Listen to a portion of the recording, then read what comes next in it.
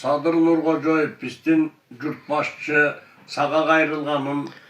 Yerde munogu Kuday bergende Balban Taymaş Kustanay degen yerdi men alganda 4 ölü var ele.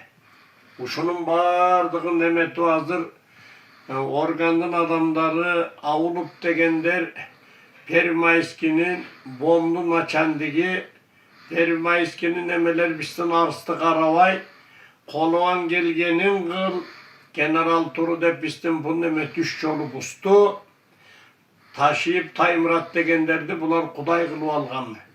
Hars jasak Permayski'nin ulusu da karavay bomda karavay seniki 5 yıldan beri deyit. Ben 5 yıldan beri bular menen gele yatırım Sadır. Uşunday o şehirden bardığın bular satkan. Akmat Yunusup degen Güvertal'ı satkan. Hasanbay Batır degen, Eman Ali Sagın degen, Eşen Ali Salkar degen, Aman degenler. Bular o şehirde tegerek çekenin var satkan maşenikler bular. Emi Kölbayıp döltürdü desek hazır milisalardan, buna taşıyıptın banditleri Kolus'tan eşteke gelmeye kaldı. Taymurat'ın dostları eken Bilge'nin dıkıl dedi ben avulup kaçacaksam. Generaldan buyruk geldi.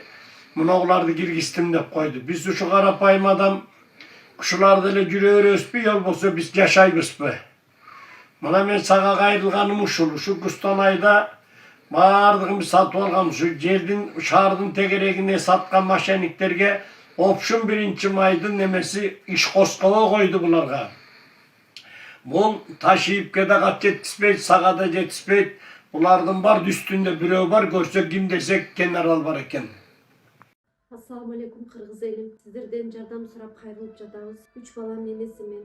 Oğlum Umar 6 yaşta, врожденный паралич, ДЦП 4. stepende. Жалгыз boyun emin 3 balandı. Allah'ın jardamı menen özüm çoğaytıp geleytamın. Orugan balam menen жаш аябай караңгы болуп кетет. Balam tırışıp orusa can duydum. Benim denem tırışkандай kıynalamın. Suranamın Kırgız elim. Balama 5 som olsa da jardam beriңиздер жок degende. Meni görse, apa dep meni tanısa dep ümitlerim canı orubay yaşaganга sebepçi bolуңуздар суранам. Балдарыңыздар орубасын.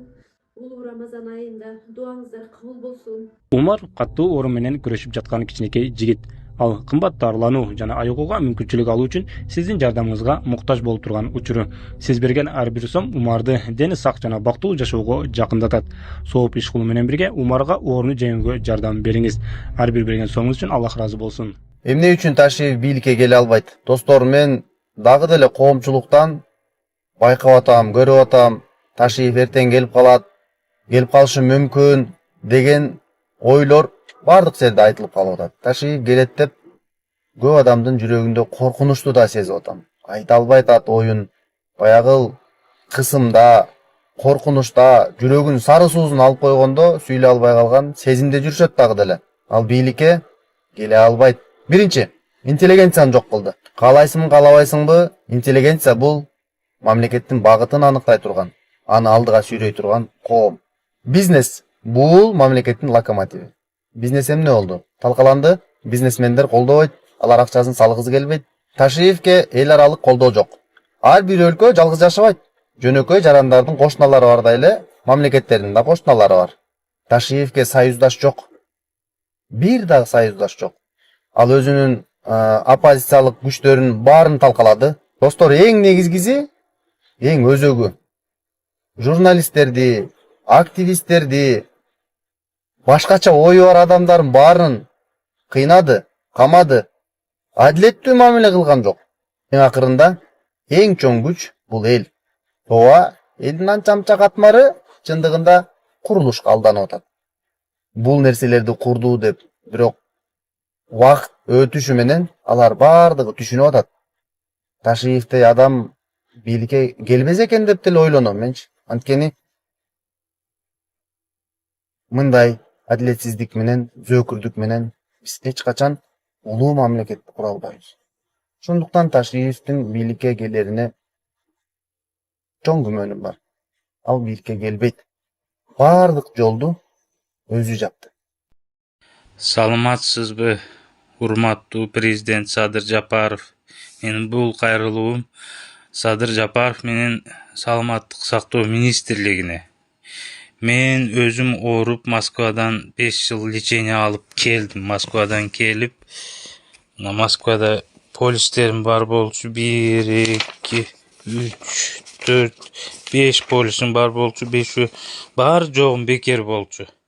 Азыр буякта болсо анализдер акча, өзүм бирок мынандай дары берди. Областной больницадан укол берди. Бирөөсү 35 000 сом турат дедим. О бир үчтөгү киндиктен алат. Мен буну Россияда 1,5 миңдик арзанын алып саят элем. Мурда 5 жыл сайдым. Сайып, азыр буну кымбат уколду алгандан кийин анализге баш керек экен. Анализге барайын десем, анализге акчам жок отурам. МСК барсам, ушинтип болбойт сага эле эрте экен. Кыйшайганда кел сөөктөрүң дейт. Мен айттым, ал кыйшайгандан кийин ал берген акчаңардын эмне пайдасы бар дедим. Ол кыйшайгандан кийин 3-4 жыл адам жатат, анан өлөт дедим. Москвада жүргөндө врачтар айтышкан, РФ гражданин болгоңда сен сразу чыгат элең пенсияга деп. Буякта болсо чыгарышпай атат. Өзүм болсо аз камсыз болгон үй бүлөдө турам. Үйүмө мески мынантип жарылып, 10 айын деп калган үйдө жашайм. Чактары өтүп, светиме ошо аз камсыз справка менен светке 50% льгота болуш керек экен. Барып 2 жума жүгүрдүм, кыла албай койдум ошондо. Мамлекеттик ишканаларга барсаң, бирөөдөн бир нерсени сурасаң, ошол жерден иштегендерди билбейбиз, жок, болбойт деп эле ошентип кетирише берет экен. Ояка бар, буяка бар, ишиң бүтпөйт. Анан келе бердим, ишиң бүтпөйт. Бир жол көрсөтүп, мынтип айтып берейин деген адам жок. Эми бул бир уколду берди, кымбат уколду алып атам. Алгандан кийин анализ тапшырып туруш керек. Мен өзү ар 3 айда анализ тапшырып турушум керек. Адан сырткарда кошумча дарыларым бар. Олорду сатып алышым керек. Өзүм иштейин десем, иштей албайм. Иштесем ооруп калат сөөктөрүм. Ушуну өзүңүз көзөмөлгө алып карап беришиңизди суранам. Эми мен кимге кайрылышты билбей эле калдым. Акыры өзү ушундай болуп каптыр бизде. Только ушу сизге Садыр Жапаровго кайрылмайынча иш бүтпөй калыптыр да. Мен дагы ооруп, мынтип иштей албай кыйналганымдан ушинтип кайрылып атам. Болбосо бизнесим болгондо же бир ишим болгондо жатат элем мен дагы, ар жерге чыкпай.